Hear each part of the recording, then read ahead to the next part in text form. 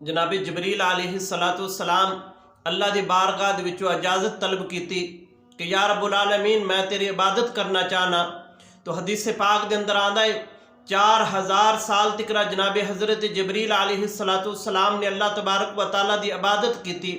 तो अल्लाह तबारक व तआला की ज़ात ने इरशाद फरमाया, ए जबरील तू मेरी इबादत का हक अदा कर दिता है, लेकिन मेरा आखिरुज़्ज़मान नबी आएगा, मैं उन उम्मत अता फरमावांगा, फिर मैं उस उम्मत नू नमाज फजर अता फरमावांगा। उस नबी दी उम्मत दा जड़ा शख्स नमाज फजर दियां 2 सुन्नतां पढ़ेगा तो मैं उसनू तेरी इस 4000 साल की इबादत दे नालों ज़्यादा सवाब अता फरमावांगा। मेरे आका अलैहिस्सलाम ने इरशाद फरमाया कि सुबह दियां 2 सुन्नतां इस तरह ने कि अगर ज़मीन आसमान का